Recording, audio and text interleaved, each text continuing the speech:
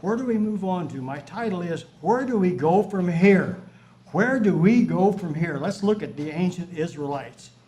Where did they move on to? We must assume that they should have been delighted to have been freed from the incarceration that Egyptian sin held over them, you know. It must have been a real relief for them. Let's take a look at the reality of the general attitude of some of the Israelite leadership as they look back. You have imposed on us this liberation of not having access to all that Egypt had to offer. Egypt fed us. They housed us. They blah for us. All those things. Now you've eliminated this Egyptian sin from us, and we don't have anything left. Nothing's left. You brought us out here into the wilderness to die. All we have here are these promises. Promises God has given us. Promises. All the Israelites had become so used to Egyptian slavery of sin. They all had. They considered the old way to be the way life was supposed to be. All of those Israelites had lived all of their life in slavery. Immediately upon entering the wilderness, Israel forgot about the fact that God had freed them from Egyptian bondage. Some of them were saying, "Where's Keith? He has all the sound equipment." No, that wasn't what they said. All they could think about was that they had food and housing in Egypt. They forgot how utterly miserable an existence they had endured during that bondage. All they could think about was that God had led them out into some place that in a physical way seemed really bleak and desolate. That's why it's called a wilderness. A wilderness. They weren't listening to the promise that God would care for them, develop them as a nation, and prepare them for a future that they could not possibly conceive of. They had no comprehension of what the future was going to bring, what God's plan was for them. They couldn't understand as long as they just looked at the physical aspect of things. There was no way they could understand because all they were looking at was, we're hungry, we don't have a place to sleep, you know, what's going on? Is there a chance that we may look at our delivery out of sin in a similar way? Where do we go from here? God had given Israel freedom. We understand that. They had forgotten what freedom was. Israel had forgotten what freedom was. They'd really never experienced it. God was offering the freedom of free access to their Creator. Number one, they still had no concept of this.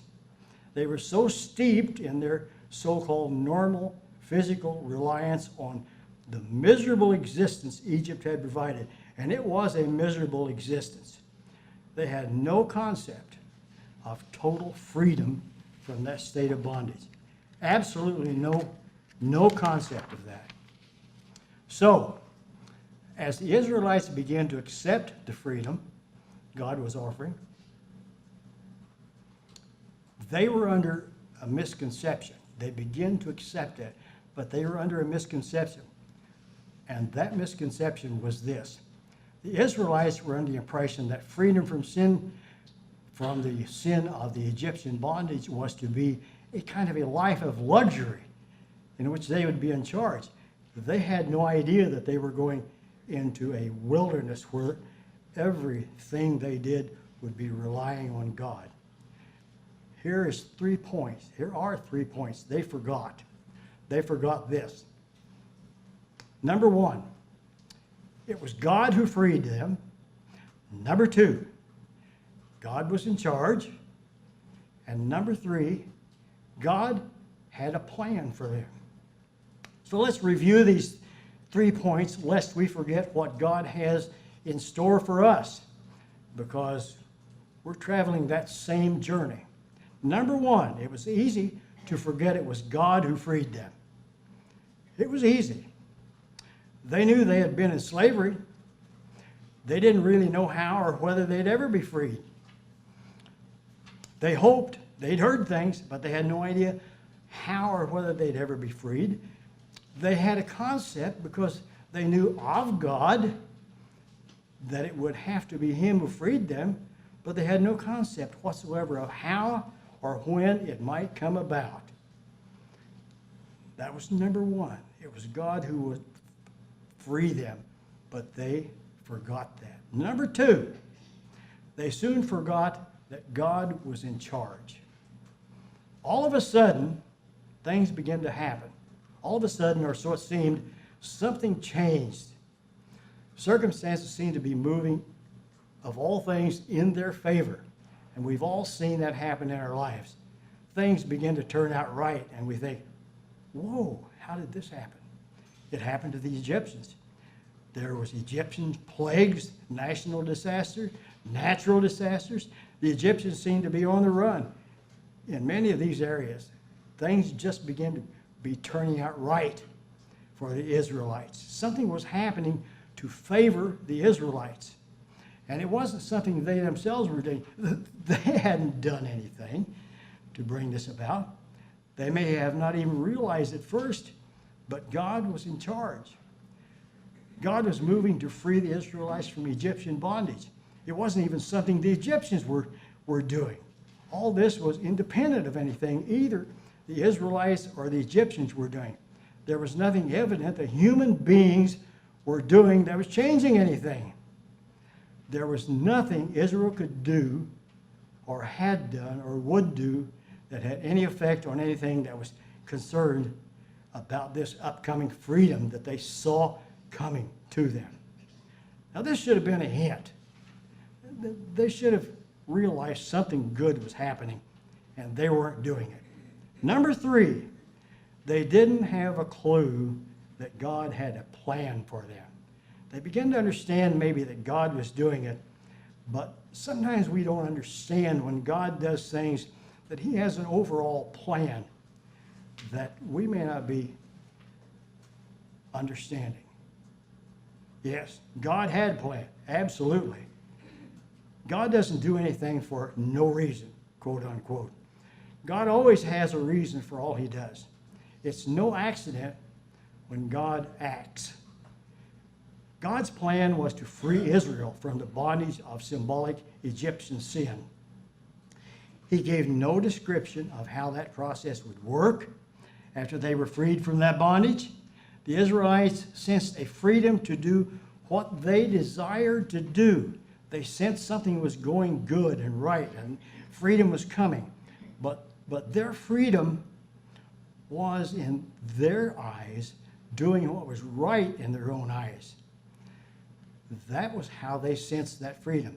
Immediately, they were going to go out into the wilderness and do what was right in their own eyes. Now, we've heard of that.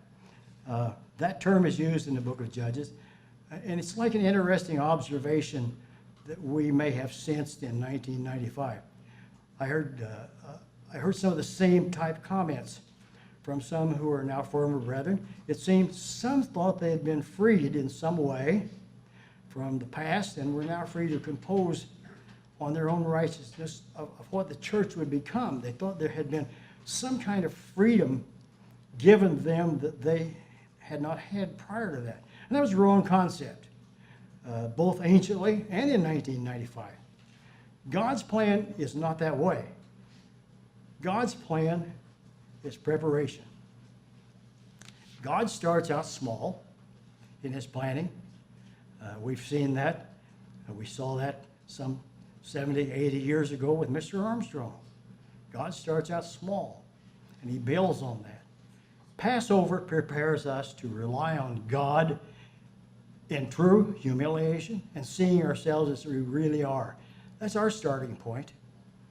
In true conversion, allowing God to remove our sin. Turn to Exodus 13. God removes our sin, and in so doing, God gives us a converted heart. Exodus 13, verse 14. Exodus 13, verse 14. It shall be when your son asks you in time to come, saying, what is this? Then you shall say unto him, by strength of hand the Lord brought us out from Egypt, from the house of bondage. We see there, and you caught that, the Lord brought us out. We see that deliverance from sin is what God does for us. God brought us out, not something we work out or something we did or do. As we look forward now, we look again to God's instruction now as they should have then, for instructions that lead us in faith out of bondage and toward his kingdom. When we go out into the wilderness next week, when we go out, we should not desire to go back into the bondage of sin as ancient Israel did, for something that we might accomplish, something that we're going to do. We should go willingly out in faith, moving forward into the wilderness, and that would be the world around us, and it is certainly a wilderness through whatever God may lead us, and we have no idea what that may be from day to day. And we should do that with our renewed, converted heart of flesh that God placed within us at baptism. God gave us a heart of flesh and replaced our stony hearts. We can then move forward through the remaining holy days toward our birth into God's family and entering the kingdom of God as the Feast of Tabernacles then pictures as we look forward to the Feast of Tabernacles throughout the summer. That's our goal. That's where we go from here. That's where we go from here. Always moving forward in the faith God gives us each day. We move each day by God's faith as he gives it to us. God's plan is still, today as it was then, to continue to prepare a people. Now his Spirit-begotten children for his soon-coming kingdom. In conclusion, I'll make this statement. Our prayer must always be for God's plan to move forward, and that we might all be in harmony with and a part of that plan.